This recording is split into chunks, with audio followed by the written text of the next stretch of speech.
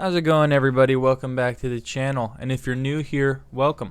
My name is Bass, and today I'm going to show you how to find the dreamcatcher melee weapon in Remnant 2 so you can slay your enemies with it and or give them nightmares. I'm going to go step by step for this, so without further ado, let's jump into this. First step is to start in Loathsome.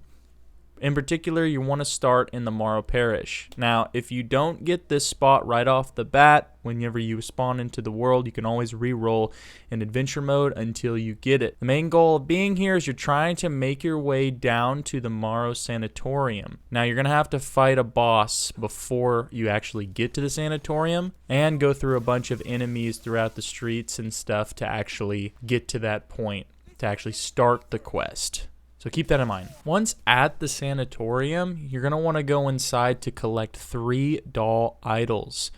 These are very crucial for the quest because you actually have to give them to a lady down in a cell in the basement. Make your way through the sanatorium, and the first idol will be on the first floor. Follow my lead here in this back corner. There's going to be an enemy in here. Take care of her really quick. There's also an NPC you can talk to, but right on the ground is the doll idol. Pick it up. For the second doll idol, we want to head down to the basement where all the cells are. Now down there, the lady in the cell that I was talking about will be as well. She'll be yammering on, saying some gibberish while you go by her. You can either talk to her first or continue on to collect the idols. I recommend just collecting the idols and going back to talk to her after you've collected all of them. Head up the stairs here, and you'll be brought to the open courtyard in the front that you may have seen when you first spawn into the world. But in the back corner here, past this little shed, there will be the second idol on the ground. Go ahead and pick that up as well. The shed that you passed will actually have a boss in it. You're going to want to lobotomize this guy before picking up the item behind him. Once defeated, you can go inside and pick up the Asylum 3rd floor key. You can go ahead and open these front doors as well. Acts as a shortcut so you can go out willy-nilly to your pleasure. Second floor also has a shortcut you can open up to actually gain access quicker to the 3rd floor. Head up to the 3rd floor where we couldn't get in before and unlock the door with the key that we found in the shed. Now once up here, you're going to be coming in contact with some other enemies, these fairies. Be careful with these guys. If they back you up in a corner, they can do some serious damage and take you out rather quickly, so take your time.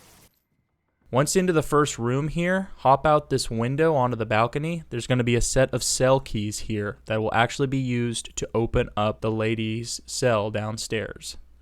Head back through that window and on to the next room. There's going to be another set of enemies in this room. Go ahead and dispatch of them. Once dispatched, you can pick up the 3rd doll idol. And once you continue around the corner here, there is a lit up door. That'll head to Nimwe's retreat. But instead, we're going to head back downstairs and talk to the lady in the cell. Once down here, you can ask her a number of questions, like how you got in here, why you're in here, and whatnot, just for lore purposes if you're interested in that sort of thing. The important thing is you're going to get 2 options once you have the dolls and you're talking to this lady. First, you're going to get the option to either unlock the door or give her the dolls. It is very important that you give her the dolls first. Do not unlock the door first. Otherwise, this could be scrapped. Now, once you give her the dolls, she's going to yammer on a song, almost like a lullaby, with a hidden code in it to unlock a safe upstairs, which I'll show you in a minute. At this point, go ahead and unlock the door. Now inside, there's going to be nothing. Ooh, she was a ghost. Ooh. But in here, there's a quest item you're going to want to pick up. Go ahead and pick that up. The Nightweaver's Stone Doll. Once you're done with that, you can head upstairs to the safe I was talking about and unlock it. Remember the code 2971. Once opened up, you'll have yourself a nice little reward, the double barrel shotgun.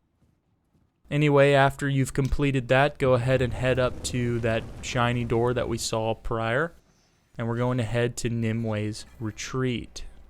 Once at Nimue's retreat, it's pretty much a straight shot down to Nimue herself, so feel free to feel safe here. You don't have to worry about anything. But go up and talk to her so you can actually progress to the next step of the quest. Now at this point, you're going to want to continue through Losum, fight through enemies in the streets until you get to a certain boss. Now this can be different for everyone. In my case, I got the Red Prince, but others can possibly get Master Draglin, I believe his name is, and basically the next step comes after defeating this boss. So once defeated, when you're headed towards the exit, you'll run into the Nightweaver herself feasting on a corpse.